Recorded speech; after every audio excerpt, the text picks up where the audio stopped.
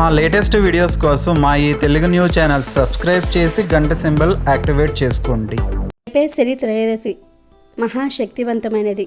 అయితే సంక్రాంతి ముందు వస్తున్న ఈ శని త్రయోదశి రోజు కుక్కకు ఈ ఒక్కటి పెట్టండి చాలు, మీ దశ తిరిగి కోట్ల వర్షం కురుస్తుంది. శనిదేవుడే మీ ఇంటికి కోట్లు పంపిస్తాడు, సకల ఐశ్వర్యాలను ఇస్తాడు. ఈరోజు కుక్క కనిపిస్తే ఇలా చేయటం వలన మీకు ఉన్న కష్టాలు, బాధలు, సమస్యలు పోతాయి. మీరు అపర కుబేరులుగా మారిపోతారు, సకల ఐశ్వర్యాలను పొందుతారు అని శాస్త్ర పండితులు చెప్తూ ఉన్నారు. మరి ఈ శని త్రయోదశి రోజు కుక్క కనిపిస్తే ఏం చేయాలి అనే విషయాన్ని ఇప్పుడు మనం ఈ వీడియోలో వివరంగా తెలుసుకుందాం. అంతకన్నా ముందు కుక్క గురించి ఒక పవిత్ర కథను విందాం. ఫ్రెండ్స్, ఫస్ట్ అయితే ఈ వీడియోకి ఒక లైక్ కొట్టి అలాగే మా ఛానల్ని కూడా సబ్స్క్రైబ్ చేసుకుని మాకు సపోర్ట్ చేయండి. ఎందుకంటే మాకు మీ సపోర్ట్ చాలా అవసరం. పూర్వం ఒక గురువు దగ్గరకు ఒక శిష్యుడు వచ్చి ఇలా అంటాడు, గురుదేవా, నా మనసులో ఒక సందేహం ఉంది. గురుదేవా, అన్ని దానాల కన్నా అన్నదానం గొప్పది అని అంటారు కదా, మరి అలాంటి అన్నాన్ని లేదా ఆహారాన్ని కుక్కలకు పెట్టడం వల్ల ఎలాంటి ప్రయోజనాలు కలుగుతాయి అని అడుగుతాడు శిష్యుడు.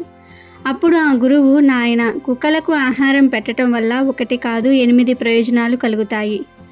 ఆ 8 ప్రయోజనాల గురించి మానవుడు తెలుసుకుంటే వారి జన్మ ధన్యమవుతుంది, జీవితంలో ఎక్కువ సుఖాలను అనుభవిస్తారు. దీనికి సంబంధించిన ఒక చిన్న కథను చెప్తాను, శ్రద్ధగా విను నాయన అని గురువు కథను ఇలా ప్రారంభించాడు. పూర్వం ఒక ఊరిలో ఒక నల్ల కుక్క ఉండేది. అది చాలా మంచి కుక్క, పైగా అమాయకమైన కుక్క కూడా. అది ప్రతిరోజు అందరి ఇంటి ముందుకు వదిలి ఆకలి బాధతో వారి వైపు దీనంగా చూస్తూ ఉండేది. కానీ దానికి ఎవరూ ఆహారం పెట్టేవారు కాదు. ఆ గ్రామంలో అన్ని చోట్ల తిరిగి చివరికి గ్రామం బయటకు వచ్చింది. అక్కడ దానికి ఒక ఆశ్రమం కనబడింది. ఆ ఆశ్రమంలో ఒక మహర్షి తపస్సు చేసుకుంటూ ఉన్నాడు. ఆ మహర్షి చాలా గొప్పవాడు. అతను మనుషులతోనే కాదు, పశుపక్షాదులతో కూడా మాట్లాడగలడు. ఆ మహర్షి ఆ నల్ల కుక్క చూసి ఇలా అంటాడు, ఏం జరిగింది? నువ్వు ఎందుకని గ్రామం వదిలి ఈ అడవిలోనికి వచ్చావు? ఎందుకని నువ్వు దిగాలుగా ఉన్నావు అని అడుగుతాడు. మహర్షి అంత ప్రేమగా మాట్లాడేసరికి కుక్క బోరున ఏడ్చేస్తుంది. ఏడుస్తున్న కుక్కను చూసి మహర్షి, ఏడవకు, ఏం జరిగిందో నాకు చెప్పు, నేను నీ సమస్యను పరిష్కరించగలుగుతానేమో చూద్దాం అని అంటాడు. అప్పుడు ఆ నల్ల కుక్క, ఓ మహర్షి, మీరు మహాజ్ఞానులు, మీరు సకల జీవులపై ప్రేమను చూపిస్తారు. నా బాధ మీకు తప్ప ఇంకెవ్వరికీ అర్థం కాదు అని అనుకునే నేను ఇలా వచ్చాను అని అంటుంది. అప్పుడు ఆ మహర్షి కుక్క తలను నిమిరాడు.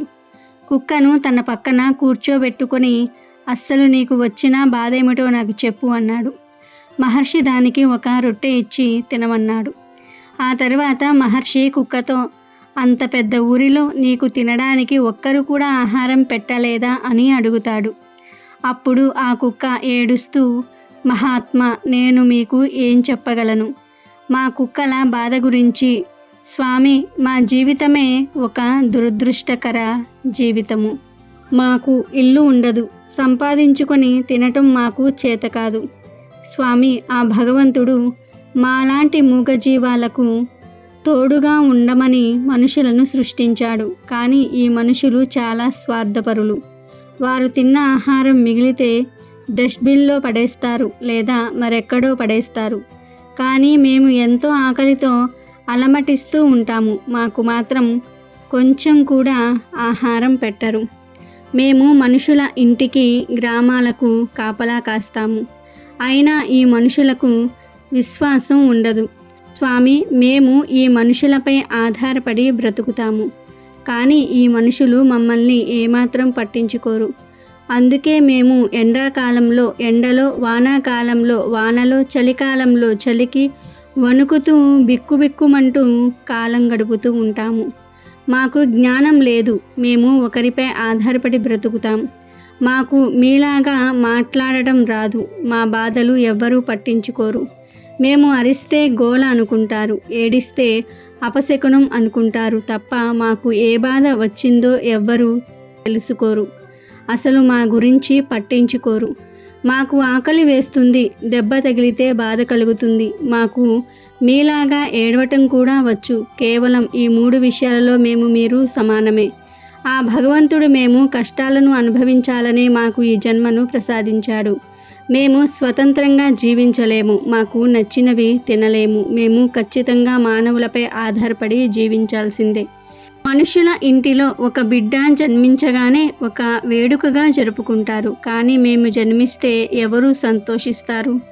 నేను పుట్టినప్పుడు నేను పడుకున్న ప్రదేశం చాలా వెచ్చగా మృదువుగా ఉంది.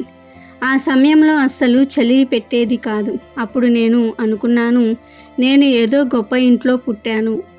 మా అమ్మ నాకు గొప్ప ఇంటిలో జన్మనిచ్చింది అని అనుకున్నాను. కానీ నేను కళ్ళు తెరిచి చూస్తే అప్పుడు అర్థమైంది, నా తల్లి నాతో పాటు పుట్టిన నా 4 అన్నలను తన గుండెపై పెట్టి పడుకుంటుంది. మేము మొత్తం 5గురం. నేను అందరికన్నా చిన్నవాడిని, నల్లవాడిని. మిగిలిన మా 4 అన్నలు తెల్లగా ఉన్నారు. 2 రోజుల తర్వాత మా తల్లి మమ్మల్ని వదిలి ఆహారం కోసం బయటకు వెళ్ళింది.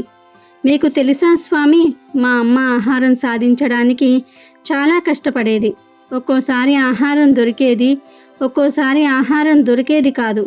మా అమ్మ చక్కగా ఆహారం తింటే మా అమ్మకు బలం వస్తుంది. దానితో మాకు కడుపు నిండా పాలు ఇచ్చేది. కానీ స్వామి, మా అమ్మకు ఆహారం దొరకటం చాలా కష్టంగా మారింది. అందులోనూ నేను పుట్టింది వర్షాకాలం. వానలు ఎక్కువ పడటంతో మేము ఉన్న చోటుకు బాగా నీరు వచ్చేసింది. మా అమ్మ మమ్మల్ని వదిలి బయటికి వెళ్ళలేకపోయింది. దాంతో మాకు 2 రోజులు ఆహారం లేదు. ఆహారం లేక చలికి వణుకుతూ మా అన్నలు 3 చనిపోయారు. మా అన్నలు చనిపోవటంతో మా అమ్మ చాలా ఏడ్చింది.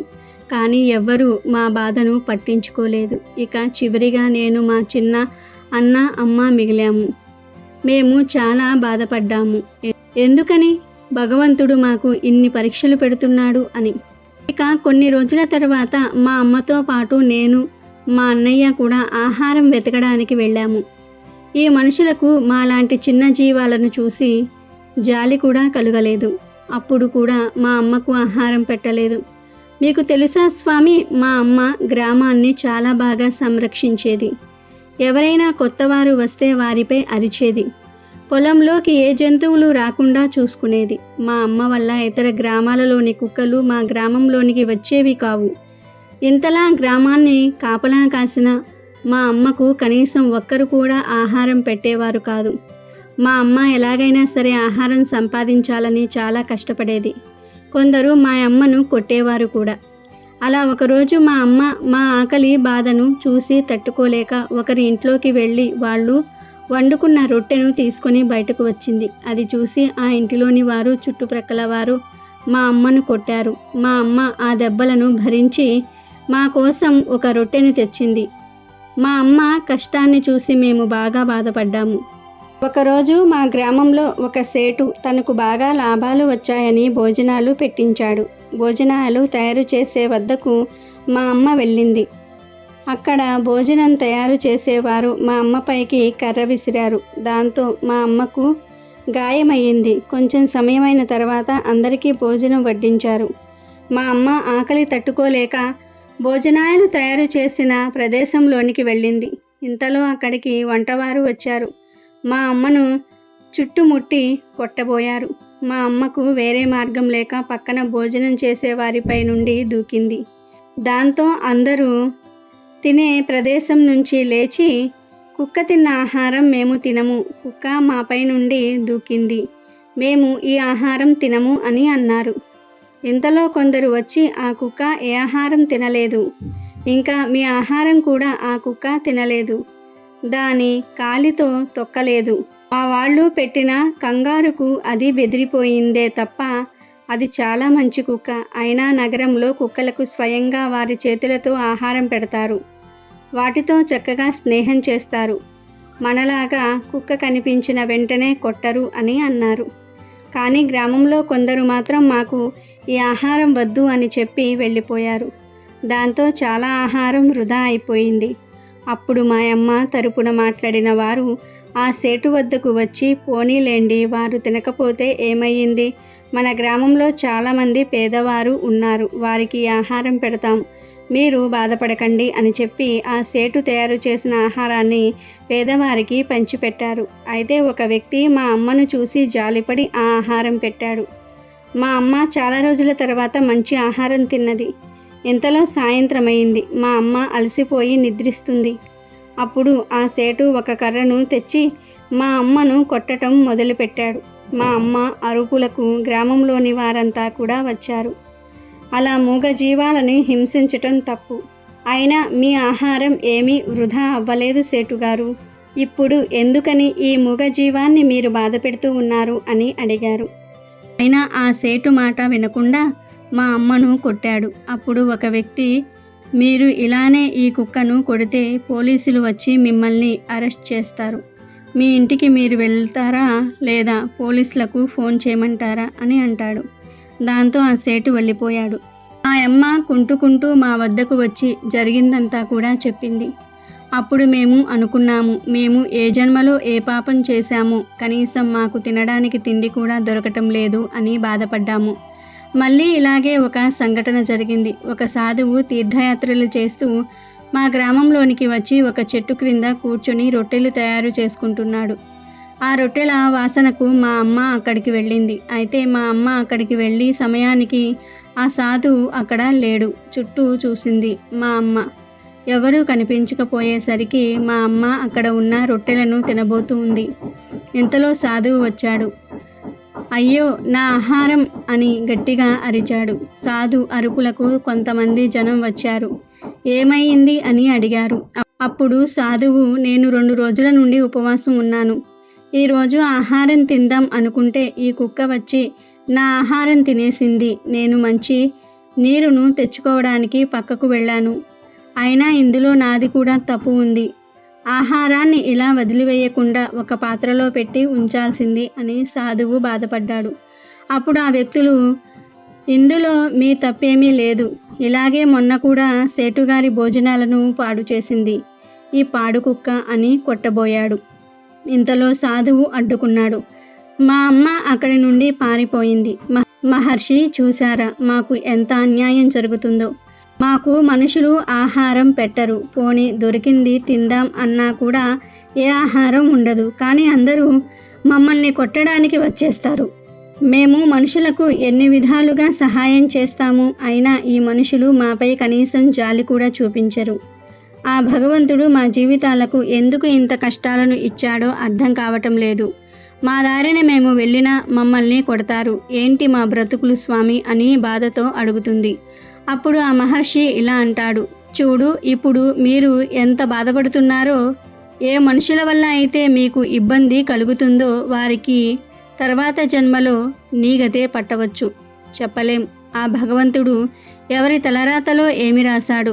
మీరు మాత్రం న్యాయంగా ఒకరిని హింసించకుండా మీ కర్తవ్యాన్ని మీరు పూర్తి చేయండి. మిగతాదంతా కూడా ఆ భగవంతుడు చూసుకుంటాడు అని ఆ కుక్కకు సర్ది చెప్పి గ్రామంలోనికి వెళ్ళమంటాడు.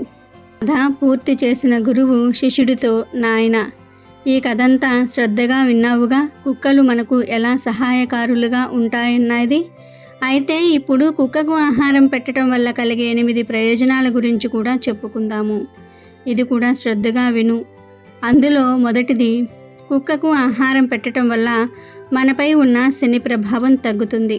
ఎందుకంటే శని ప్రభావం మనపై ఉంటే మనకు కష్టాలు తప్పవు. కుక్కకు ఆహారం పెట్టడం వల్ల శని యొక్క చెడు ప్రభావం ఎంతో కొంత తగ్గుతుంది. ఇక రెండవది, కుక్కకు ఆహారం పెట్టడం వల్ల ఇంటిలో ఎప్పటి నుండో జరగకుండా ఆగిపోయిన శుభకార్యాలు జరుగుతాయి. వివాహం కాని వారికి వివాహం జరుగుతుంది. సంతానం కోసం ఎదురు చూసేవారికి సంతానం కలగవచ్చు. ఇక మూడవది, కుక్కలకు ఆహారం పెట్టడం వల్ల లక్ష్మీదేవి అనుగ్రహం మీపై, మీ కుటుంబంపై ఎల్లప్పుడూ ఉంటుంది. ఇక నాలుగవది, అప్పుల బాధలు ఉన్నవారు, అప్పులలో చిక్కుకుపోయిన వారు రోజు కుక్కలకు ఆహారం పెడితే చాలా త్వరగా అప్పులు తీరిపోతాయి. ఆర్థికంగా కూడా స్థిరపడతారు. ఇక ఐదవది, కుక్కలకు ఉదయం సాయంత్రం ఆహారం పెట్టడం వల్ల వ్యాపారంలో లాభాలు కలుగుతాయి. వ్యాపార అభివృద్ధి బాటలో నడుస్తుంది. ఇక ఆరవది, కుక్కలకు ఆహారం పెట్టడం వల్ల ఆయుష్ పెరుగుతుంది. ఆరోగ్య సమస్యలు ఎక్కువగా రావు.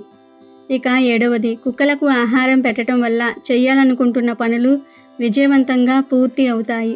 మన మనసులో ఎప్పుడూ మంచి ఆలోచనలే వస్తాయి. ఇక చివరిది, మూగ జీవాలకు ఆహారం పెట్టడం వల్ల భగవంతుని దృష్టి మనపై పడుతుంది. ఎందుకంటే భగవంతుడికి సమస్త ప్రాణులపై దయ ఉంటుంది కాబట్టి మూగ జీవాలకు ఆహారం పెట్టిన వారిని ఆ భగవంతుడు ఎప్పుడూ కూడా రక్షిస్తూ ఉంటాడు. వారికి ఎటువంటి కష్టాలు రాకుండా చూసుకుంటాడు. అంతేకాదు మూగ జీవాలకు ఆహారం పెట్టడం వల్ల మనం తెలిసి తెలియక చేసిన కొన్ని పాపాలకు ప్రాయశ్చిత్తం కలుగుతుంది. అలాగే అమాయకమైనటువంటి కుక్కలను ఎవరైతే హింసించి బాధ పెడుతూ ఉంటారో వారు జీవితాంతం ఏదో ఒక తెలియని బాధతో చింతిస్తూనే ఉంటారు. జీవితంలో మనశ్శాంతి ఉండదు. ఎవరైతే గాయపడిన కుక్కకు సహాయం చేస్తారో, ఆపదలో ఉన్న కుక్కను కాపాడుతారో వారిపై తదాస్తు దేవతల అనుగ్రహం ఉంటుంది. కాబట్టి శిష్య, కుక్కలను ప్రేమించకపోయినా పర్వాలేదు, వాటిని చేరదీయలేకపోయినా పర్వాలేదు, కానీ వాటిని బాధ పెట్టవద్దు. కుక్క మీ వద్దకు వచ్చినప్పుడు మీ వద్ద ఏదైనా ఆహారం ఉంటే దానికి పెట్టండి. కుక్కలు చాలా కృతజ్ఞతను కలిగి ఉంటాయి అని గురువు శిష్యుడితో చెప్పాడు. కాబట్టి ప్రతి ఒక్కరూ ఇంట్లో పెంచుకునే కుక్కలను, వీధిలో తిరిగే కుక్కలను బాధ పెట్టకుండా ఉండండి. మీరు వండుకున్న పదార్థాలలో ఎంతో కొంత ఆహారం వాటికి పెట్టండి. ఎప్పటికైనా అవే మీకు రక్షణగా ఉంటాయి. మరి ప్రతి ఒక్కరూ కుక్కలకు ఆహారం పెట్టి ఈ 8 ప్రయోజనాలను పొంది ఆనందంగా జీవించండి. ఎంతో పవిత్రమైన మరియు శనిదేవుడికి ఎంతో ఇష్టమైన ఈ శని త్రయోదశి రోజున కుక్క కనిపిస్తే ఈ మాట అనండి చాలు, మీ దశ తిరిగిపోతుంది, సకల ఐశ్వర్యాలు సిద్ధిస్తాయి అని శాస్త్రాలు చెప్తూ ఉన్నాయి. కుక్కలు ప్రతి ఒక్కరి ఇంటి దగ్గరలో ఉంటాయి, వీధుల్లో తిరుగుతూ ఉంటాయి, గ్రామాలకు కాపలాగా ఉంటాయి. అందుకే కుక్కలను గ్రామ సింహాలు అని పిలుస్తూ ఉంటారు. వీధి కుక్కలకు ప్రతిరోజు ఏదో ఒక ఆహారం పెడితే చాలా మంచిదని మన శాస్త్రాలు చెప్తూ ఉన్నాయి. కొంతమంది మూగ జీవాలైన కుక్కలను ఊరకే కొడుతూ ఉంటారు, హింసిస్తూ ఉంటారు. కుక్కలేమీ చేయలేకపోయినా సరే వాటిని బాధిస్తూ ఉంటారు. కానీ అలా కుక్కలను, ముఖ్యంగా వీధి కుక్కలను ఊరకే హింసిస్తే శనీశ్వరుడి ఆగ్రహానికి గురి అవుతారు. కుక్కలను బాధించే వారిని శనీశ్వరుడు ఖచ్చితంగా బాధిస్తాడు, దానిలో సందేహమే లేదు. కాబట్టి ఎప్పుడూ కూడా వీధి కుక్కలను కొట్టవద్దు. కొడితే మాత్రం శనీశ్వరుడి కోపానికి గురి అవుతారు. శనిదేవుడికి మూగజీవాలంటే చాలా ఇష్టం. ముఖ్యంగా కాకులు, కుక్కలంటే శనిదేవుడికి ఇష్టం. శని త్రయోదశి రోజు మీకు ఏ సమయంలో కుక్కలు అంటే వీధి కుక్కలు కనిపిస్తే వాటికి ఉప్పుని ఆహారంగా పెట్టండి. ఉప్పుని పెట్టడం వలన ఆ కుక్కలు మీపై విశ్వాసాన్ని కలిగి ఉంటాయి. ఉప్పు తిన్న విశ్వాసం అనే సామెత ఉంది కనుక ఈరోజు కుక్కలకు ఉప్పును పెట్టండి. ఉప్పు అంటే డైరెక్ట్గా ఉప్పును తీసుకుని వెళ్ళి కుక్కలకు పెడితే తినవు. ముందు కొంచెం అన్నం తీసుకొని, అంటే మీరు ఇంట్లో వండుకున్న అన్నం తీసుకొని ఆ అన్నంలో పాలు కానీ పెరుగు కానీ కలపండి. పాలు పెరుగు లేకపోతే మీరు వండుకున్న కూరను అయినా సరే కలుపుకోవచ్చు. అన్నంలో పెరుగును కానీ పాలను కానీ కూరను కానీ మిక్స్ చేసి ఆ తర్వాత ఆ అన్నంపై చిటికెడు ఉప్పును కూడా వేయండి. సాల్ట్ వేయండి, గల్లులుప్పు అయినా సరే వేయవచ్చు. జస్ట్ చిటికెడు ఉప్పు వేయండి చాలు. ఈ ఉప్పు వలన రుచి ఏమీ మారకుండా ఉండేలాగా రవ్వంత ఉప్పుని అన్నం మీద చల్లండి. ఆ తర్వాత ఈ ఉప్పు కలిపిన అన్నాన్ని కుక్కకు పెట్టివేయండి. మీకు ఏ సమయంలో కుక్క కనిపించినా ఆ కుక్కను దగ్గరకు పిలిచి ఈ ఉప్పు కలిపిన అన్నాన్ని తినిపించండి. ఒక్క కుక్క కనిపిస్తే ఆ ఒక్క కుక్కకే పెట్టండి. లేదు 2-3 కుక్కలు వస్తే వాటన్నిటికీ కూడా కలిపి ఈ అన్నాన్ని పెట్టండి. ఇలా మీరు పెట్టిన అన్నాన్ని కుక్కలు తింటున్న సమయంలో ఓం శ్రీం శనేశ్వరాయ నమః అనే మంత్రాన్ని 3 సార్లు పలకండి. కుక్కలంటే శనిదేవునికి ఎంతో ఇష్టం కనుక ఈరోజు కుక్కలకు ఆహారం పెట్టి ఈ మంత్రాన్ని పఠిస్తే శనీశ్వరుడు మిమ్మల్ని అనుగ్రహిస్తాడు. శని దోషాలు పోతాయి, మీకు ఉన్న కష్టాలు బాధలు పోతాయి, ఎంతో పుణ్యం వస్తుంది, మీ దశ మారిపోతుంది. శనీశ్వరుడి అనుగ్రహంతో మీకు సకల ఐశ్వర్యాలు సిద్ధిస్తాయి. కనుక ఈ శని త్రయోదశి రోజు కుక్క కనిపిస్తే అందరూ ఈ విధంగా చేసి శుభ ఫలితాలను పొందండి. కుక్క విశ్వాసానికి ప్రతీక. మానవుడు మచ్చిక చేసుకున్న తొలి జంతువు కుక్క. కొంతమంది కుక్క ఏడుపును, అరుపును కూడా అపశకునంగా భావిస్తారు. కానీ కుక్కలకు అతీంద్రియ శక్తులు ఉంటాయి. దేవతలు తనకు ఇచ్చిన దివ్య శక్తులతో కుక్కలు కాలంలోనికి తొంగి చూసి భవిష్యత్తులో జరగబోయే సంఘటనలు ముందే తెలుసుకోగలదు. శాస్త్రీయంగా కూడా కుక్కకు కొన్ని ప్రత్యేకమైన శక్తులు ఉన్నాయని ఇప్పటికే నిరూపితమైంది. జంతువుల్లో అన్నిటికంటే ఎక్కువ విశ్వాసం గల జంతువులు శునకాలు. ఆదిమానవుడి కాలం నుండి కుక్కలను మానవులు మచ్చిక చేసుకున్నారు. అప్పుడు వేటలో తమ పెంపుడు కుక్కలను ఉపయోగించుకునేవారు. మిగతా జంతువుల కంటే కుక్కలు చాలా విషయాలలో కూడా ఎంతో తెలివిని ప్రదర్శిస్తూ ఉంటాయి. కుక్కలు వాసన చూసి దేన్నైనా సరే పసిగట్టగలుగుతాయి. అందువల్లే దొంగలను పట్టుకునేందుకు పోలీసులు కుక్కలను ఉపయోగిస్తూ ఉంటారు. అంతేకాదు మిగతా జంతువుల కంటే మనిషితో స్నేహంగా ఉండేవి కూడా శునకాలే. ప్రస్తుతం ఇంటికి రక్షణగా కంటే మానసిక ఆనందం కోసం కుక్కలను ఎక్కువగా పెంచుకుంటున్నారు. గ్రామాల్లో కంటే పట్టణాల్లో కుక్కలను ఎక్కువగా పెంచుకుంటున్నారు. పట్టణాల్లో ఇతరులతో తక్కువ సంబంధాలు ఉంటాయి కాబట్టి ఒక కుక్కను పెంచుకుంటే దానితో అయినా సరే సరదాగా గడపవచ్చునని అనుకుంటూ ఉంటారు. ఎందుకంటే మనుషులకు అత్యంత సన్నిహితంగా ఉండే జంతువుల్లో కుక్కలు ఒకటి. అంత ముద్ద పడేస్తే ఎంతో విశ్వాసంగా పడి ఉంటాయి. పెంపుడు కుక్కలైనా ఊర కుక్కలైనా సరే తిండి పెట్టిన వారి పట్ల విశ్వాసంగా పడి ఉండటం అనేది వాటికి పుట్టుకతో వచ్చిన సద్గుణం. కుక్కలను విశ్వాసమున్న జంతువులుగా గుర్తించడమే కాకుండా కుక్కలకు అతీంద్రియ శక్తులు ఉన్నాయని శాస్త్రవేత్తలు చెప్పారు. మనం చూడలేని నెగిటివ్ ఎనర్జీలను కూడా కుక్కలు చూస్తాయి. ఇక ఈ విషయాన్ని జ్యోతిష్య శాస్త్ర నిపుణులు కూడా బలంగా విశ్వసిస్తారు. కుక్కల విషయంలో గ్రీకుల కాలం నుండే రకరకాల విశ్వాసాలు ఉన్నాయి. కుక్కల గురించి శకునాలు కూడా ప్రచారంలో ఉన్నాయి. నల్లని కుక్క మనకు ఎదురుగా వస్తే ధనలాభం కలుగుతుంది అని శకున శాస్త్రం చెప్తోంది. వేరే ఊరు వెళ్తున్న వ్యక్తికి కుక్కలు నోటితో ఆహారాన్ని పట్టుకొని కనిపిస్తే ఆ వ్యక్తికి ధనప్రాప్తి కలుగుతుందని చెప్తున్నారు. ఏదైనా పని మీద బయటికి వెళ్తున్నప్పుడు కుక్క ఎత్తైన ప్రదేశంలో కూర్చుని కుడి కాలితో తల గోక్కుంటూ కనిపిస్తే కార్యసిద్ధి జరుగుతుంది. బయటికి వెళ్తున్న వ్యక్తికి మాంసం ముక్క నోటితో పట్టుకుని ఉన్న కుక్క కనిపిస్తే ఆ వ్యక్తికి కష్టం కలుగుతుందని అర్థం. కుక్కకు ఆహారం పెట్టినప్పుడు అది తిని కాలి కుడివైపు గోక్కుంటే శుభం జరుగుతుంది. మనం బయటకు వెళ్ళినప్పుడు కుక్క నీటిలో మునిగి శరీర భాగాలను విదిలించుకుంటూ కనిపిస్తే ప్రయాణాల విషయంలో జాగ్రత్తగా ఉండాలని అర్థం. కుక్క మన చెప్పులు తీసుకుని వెళ్ళినా వేరే వారివి మన ఇంటికి తెచ్చినా మనకు మంచి జరగదని అర్థం. కుక్కలు మన పాదాలను వాసన చూస్తే త్వరలోనే ప్రయాణాలు చేస్తామని అర్థం. బయటకు వెళ్తున్నప్పుడు మీ ముందుకు కుక్క వచ్చి మొరిగితే ధనప్రాప్తి కలుగుతుంది. కుక్కను చూసినప్పుడు కొట్టకుండా వాటిని ఆదరించి సేవ చేయటం, ఆహారం పెట్టడం వంటివి మీకు చేతనైనంత వరకు చెయ్యాలి. ఎందుకంటే కుక్కను కొడితే మనకు కీడు జరుగుతుంది. వాటికి మనకు తోచినంత సహాయం చేయాలి. దోషాలు పోవడానికి కుక్కలకు పూజలు కూడా చేస్తారు.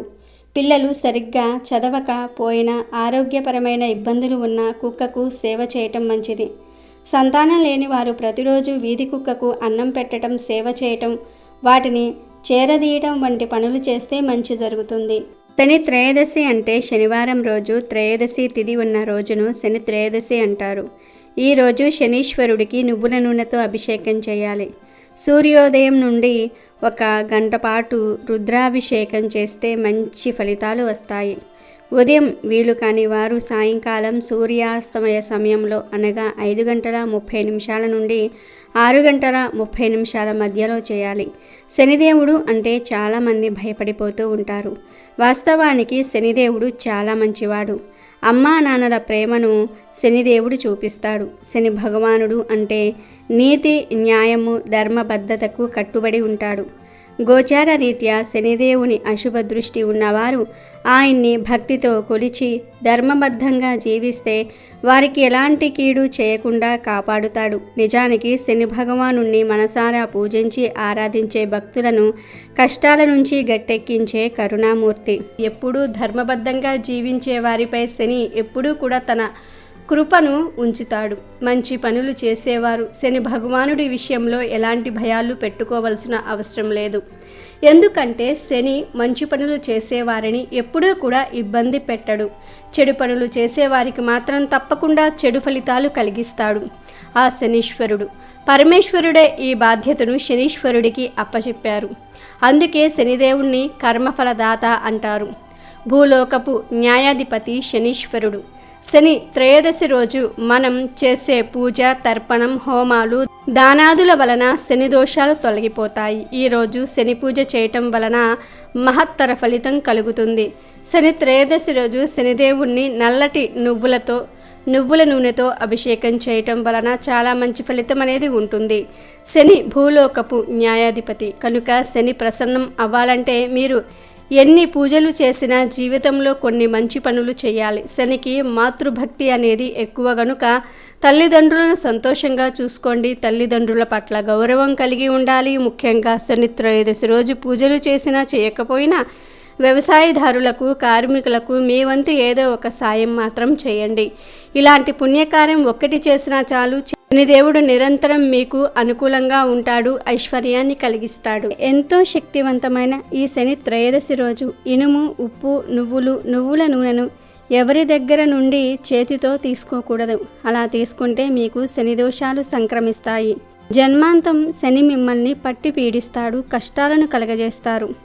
ఎందుకంటే ఇనుము, ఉప్పు, నువ్వుల నూనెలో శనీశ్వరుడు ఉంటాడు. కావున శని త్రయోదశి రోజు ఎట్టి పరిస్థితుల్లోనూ ఈ వస్తువులను ఎవ్వరి దగ్గర నుండి తీసుకోవద్దు. కానీ ఈరోజు ఈ వస్తువులను ఎవ్వరికైనా సరే దానం ఇస్తే మాత్రం చాలా మంచిది. మరి మేము నువ్వుల నూనె దానం ఇస్తే ఎవరు తీసుకుంటారు అనే సందేహం రావచ్చు. ఈ శనిదానాలు తీసుకునే శక్తి కొందరికి మాత్రమే ఉంటుంది. మీకు దగ్గరలో గుడిలో ఉండే పండితులను అడిగి అలా శనిదానాలు తీసుకునే వారి వివరాలు తీసుకుని వారికి శనిదానాలు చేయండి. అంతేగాని ఈరోజు ఇనుము, ఉప్పు, నువ్వుల నూనెను ఎవ్వరికి పడితే వారికి ఇవ్వవద్దు. ఎవ్వరి దగ్గర నుండి కూడా తీసుకోవద్దు. అలాగే ఈ శని త్రయోదశి రోజు పొరపాటున కూడా శనిదేవుణ్ణి పదే పదే శని అని పిలవకండి. శనీశ్వరుడు అని సంబోధించండి. శనిదేవుణ్ణి పదే పదే శని అని పిలిస్తే ఆయనకు నచ్చదు. కానీ శనీశ్వరుడు అని పిలిస్తే ఐశ్వర్యం కలిగిస్తాడు. పరమేశ్వరుడు, వెంకటేశ్వరుడు ఇలా ఈశ్వర శబ్దం ఉన్న దేవుళ్ళు ఐశ్వర్యాన్ని కలిగిస్తారు. శనిదేవుణ్ణి కూడా శనీశ్వరుడు అని సంబోధిస్తే ఆయనే సకల ఐశ్వర్యాలను ప్రసాదిస్తాడు. అసలు శనిదేవుడికి ఈశ్వరుడు అనే శబ్దం ఎలా వచ్చిందో తెలిపే కథ కూడా ఒకటి పురాణాల్లో ఉంది. ఒకనాడు శనిదేవుడు శివుణ్ణి దర్శించుకోవడానికి కైలాసము వెళ్ళి పార్వతీ పరమేశ్వర్లను దర్శించి భక్తితో ప్రార్థిస్తాడు. అప్పుడు శివుడు శనిదేవుణ్ణి విధి ధర్మమును పరీక్షించాలని నువ్వు నన్ను పట్టగలవా అని ప్రశ్నించాడు. అందుకు శని మరునాడి సూర్యోదయం నుండి సూర్యాస్తమయ కాలం వరకు శివుణ్ణి పడతానని చెప్పి వెళ్ళిపోతాడు. ఇక ఈశ్వరుడు శని తనను పట్టకుండా ఉండాలని చెప్పి తరువాతి రోజు ఉదయం నుండి సాయంత్రం వరకు బిల్వ వృక్షము రూపము ఎత్తి ఎవ్వరికీ కనిపించకుండా ఉండిపోయాడు. ఈశ్వరుడి జాడ తెలియక పార్వతీదేవితో సహా దేవతలందరూ కూడా ముల్లోకములను వెతికారు. వారిలో ఎవ్వరికీ ఈశ్వరుడి జాడగాని శనిదేవుని జాడగాని తెలియలేదు. ఆనాటి సూర్యాస్తమయం సంధ్యాకాలము గడిచిన తర్వాత ఈశ్వరుడు బిల్వవృక్షము నుండి తన నిజరూపంతో బయటకు వచ్చిన మరుక్షణమే శనిదేవుడు అక్కడ ప్రత్యక్షమయ్యాడు. అప్పుడు ఈశ్వరుడు నన్ను పట్టుకోలేకపోయావే అని శనిని ప్రశ్నించాడు. దానికి శనిదేవుడు శివుడికి నమస్కరించి, ఓ పరమేశ్వర, నేను మిమ్మల్ని పట్టటం వలనే కదా లోకారాధ్యులు అయిన తమరు బిల్వ వృక్షరూపంగా ఒక్కరోజు ఉన్నారు అని అన్నాడు. అప్పుడు శివుడు శనిదేవుని విధి నిర్వహణకు భక్తి ప్రవర్తులకు మెచ్చి, ఈశ్వరుడినైన నన్నే కొద్ది కాలము పట్టి నాతోనే నీవు నివసించి ఉన్నావు కాబట్టి ఈ రోజు నుండి నీవు శనీశ్వరుడు అను పేరుతో ప్రసిద్ధి పొందుతావు. శనిదేశము ఉన్నవారు దోష పరిహారార్థము నన్ను బిల్వ పత్రములతో పూజిస్తే దోష నివృత్తి కలుగుతుంది అని అభయమిచ్చారు. అలా శనిదేవుడికి శనీశ్వరుడు అనే పేరు వచ్చింది. శని త్రయోదశి నాడు వీలైనన్నిసార్లు శనిదేవుణ్ణి శనీశ్వరుడు అని సంబోధిస్తే ఆ శనిదేవుడే ఐశ్వర్యాన్ని ప్రసాదిస్తాడు. కానీ శని అని పిలిస్తే మాత్రం కష్టాలను కలగజేస్తాడు. కనుక అందరూ కూడా శని త్రయోదశి సందర్భంగా ఈ నియమాలను పాటించండి. ఆ శనిదేవుడికి ఎంతో ఇష్టమైన ఈ శని త్రయోదశి రోజు ఒక ప్రత్యేకమైన చెట్టును తాకితే చాలు, 1 గంటలో మీ ఒంట్లోని నెగిటివ్ ఎనర్జీ అంతా కూడా పోయి రాజయోగం పడుతుందని పెద్దలు చెప్తూ ఉన్నారు. మరి ఆ చెట్టు ఏమిటి అంటే రావి చెట్టు. శని త్రయోదశి రోజు మీకు దగ్గరలో రావి చెట్టు ఎక్కడ ఉంటే అక్కడకు వెళ్ళి ఆ చెట్టును తాకితే చాలు, శని అనుగ్రహంతో అష్టైశ్వర్యాలు సిద్ధిస్తాయి. ఈరోజు మీకు ఎక్కడా రావి చెట్టు కనిపించినా ఆ చెట్టుకు చెంబుతో నీళ్లు పోసి తర్వాత చెట్టుకు నమస్కారం చేసుకొని 21 సార్లు ఆ చెట్టును తాకండి. అలా తాకేటప్పుడు మీ కోరికను చెప్పుకోండి. ఇలా రావి చెట్టును తాకిన తర్వాత కాసేపు ఆ చెట్టు క్రింద కూర్చోండి. అంటే ఒక 5 నిమిషాలు అలా ప్రశాంతంగా చెట్టు కింద కూర్చోండి. ఆ తర్వాత ఇంటికి వెళ్ళండి. ఇదంతా చేయలేకపోతే కనీసం రావి చెట్టును 21 సార్లు తాకండి చాలు. ఈరోజు రావి చెట్టును తాకితే శని దోషాలు పోతాయి. ఆ రావి చెట్టులోని అద్భుత శక్తులు మీలోనికి ప్రవేశిస్తాయి. మీ ఒంట్లోని రోగాలు, నెగిటివ్ ఎనర్జీ పోతుంది. మీ శరీరంలోని అలసట, నీరసము పోతాయి. 1 గంటలోనే మీ ఒంట్లోని చెడు శక్తులన్నీ కూడా పోతాయి. మంచి పాజిటివ్ ఎనర్జీ వస్తుంది. మీ కష్టాలు, బాధలు పోయి రాజయోగం పడుతుంది. అత్యుత్తమ ఔషధ గుణాలు ఉన్న చెట్లల్లో రావి చెట్టు ఒకటి. రావి చెట్టు దగ్గర కాస్త సమయం గడిపితే ఒంట్లోని నెగిటివ్ ఎనర్జీ పోతుంది. అందుకే దేవాలయాలలో రావి చెట్టు పెడుతూ ఉంటారు. హిందూ సాంప్రదాయాలలో రావి చెట్టుకు ఎంతో ప్రాముఖ్యత ఉంది. చెట్లను పూజించటం మన హిందూ సాంప్రదాయాలలో ఒకటి. కొడుకును కనడం కన్నా వాటలో మహావృక్షాలను నాటడం వల్ల పుణ్యమని భవిష్యత్తు పురాణం చెప్తుంది. అన్ని వృక్షాలలోకెల్లా రావి చెట్టు పరమ పవిత్రమైనదని శ్రీమద్ భాగవతంలో శ్రీకృష్ణ భగవానుడు చెప్పాడు. రావి చెట్టును విష్ణు నివాసంగా పరిగణిస్తారు. అశ్వత్థ వృక్షంగా ప్రసిద్ధికెక్కిన ఈ రావి చెట్టు క్రింద పరమ భక్తురాలైన హిందువులు తమ ప్రాణాలను సైతం వదిలిపెట్టడానికి ఇష్టపడుతూ ఉంటారు. రావి చెట్టు వేర్లల్లో శివుడు, చెట్టు కాండంలో కొమ్మల్లో నారాయణుడు, ఆకులలో హరి, చెట్టు కాయలలో సకల దేవతలు మరియు గురువు కొలువై ఉంటారని స్కాంద పురాణం చెప్తుంది. సాక్షాత్తు విష్ణుమూర్తి ప్రతిరూపమై రావి చెట్టుని విశ్వసిస్తూ ఉంటారు. రావి చెట్టును పూజించటం వల్ల శనీశ్వరుని బాధలు తొలగిపోయి లక్ష్మీ కటాక్షం కలుగుతుంది. ఈ చెట్టులో ఎన్నో ఔషధ గుణాలు ఉన్నాయి. ఈ చెట్టు యొక్క బెరడు, ఆకులు ఎన్నో వ్యాధుల నివారణకు ఉపయోగపడతాయని ఆయుర్వేద నిపుణులు చెప్తూ ఉన్నారు. రావి చెట్టును పూజించటం హిందూ మతంలో చాలా ముఖ్యమైన ఆచారం.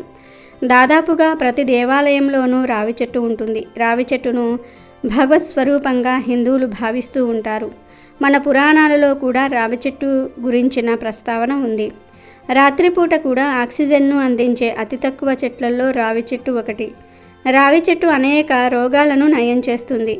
గాలిలో ఉన్న హానికారక బ్యాక్టీరియాను నాశనం చేస్తుంది. బ్రహ్మ, విష్ణు, పరమేశ్వరులు తమ దివ్యాయుధాలను రావి చెట్టుపైనే ఉంచుతారని పురాణ గాథలు చెప్తూ ఉన్నాయి. రావణాసురుని చెరలో ఉన్న సీతమ్మ రావి చెట్టు నీడనే ఉండేది. సీతమ్మకు ఆశ్రయమిచ్చిన రావి చెట్టు అంటే హనుమంతునికి ఎంతో ఇష్టమని రామాయణం తెలుపుతుంది. రావి చెట్టును పూజించటం వలన శని బాధలు తొలగుతాయి, సంతాన ప్రాప్తి కలుగుతుంది, వివాహ సమస్యలు తీరుతాయి, లక్ష్మీ కటాక్షం కలుగుతుంది. ఇన్ని విశిష్టతలు కలిగిన రావి చెట్టును మీరు కూడా శని త్రయోదశి రోజు ముట్టుకొని శుభ ఫలితాలను పొంది సంతోషంగా జీవించండి. శని రాశి చక్రంలో ఉండే స్థానాన్ని బట్టి ఒక్కో స్థానంలో ఒక్కో ఫలితాన్ని ఇస్తాడు. అన్ని రాశుల వారు శని త్రయోదశికి శివారాధన చేస్తే మంచిది. అందరిలో ఒక అపోహ ఉన్నది. ఏమిటి అంటే శనీశ్వరుడు అంటే పీడించి కష్టాలు పెడతాడు అని. కానీ అది తప్పు భావన. శని చాలా మంచి దేవుడు. శనిని ఆరాధిస్తే అందరి దేవతలను ఆరాధించిన ఫలితం వస్తుంది. శనీశ్వరుని కృప ఉంటేనే అన్ని పనులు సవ్యంగా సాగుతాయి. నవగ్రహాల్లోనికి ఒక శనిగ్రహం మాత్రమే మనిషి జీవితాన్ని ఒక క్రమ పద్ధతిలో పెట్టగలుగుతుంది. ఆ సమయంలో ఎవరైనా సరే బద్ధకాన్ని వదిలించుకుని జీవితాన్ని ఆనందమయ జీవితం చేసుకోవచ్చు. ఒకసారి కష్టపడటం అలవాటు అయిన వారికి సుఖపడటం చాలా తేలిక అవుతుంది. సుఖపడిన వారికి కష్టపడటం తెలియదు. అది బాధాకరంగా ఉంటుంది.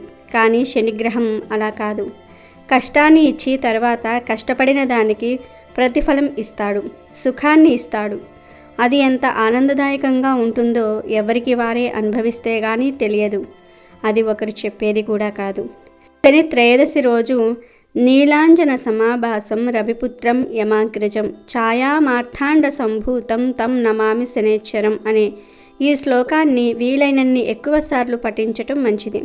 శని త్రయోదశి రోజున శని భగవానుడికి చేసే పూజా పునస్కారాలు, దాన ధర్మాలు మామూలు సమయంలో చేసే వాటికంటే అధిక శుభ ఫలితాలను ఇస్తాయి. అలాగే ఈ సమయంలో చేసే పాపాలు కూడా అధిక చెడు ఫలితాలను ఇస్తాయి.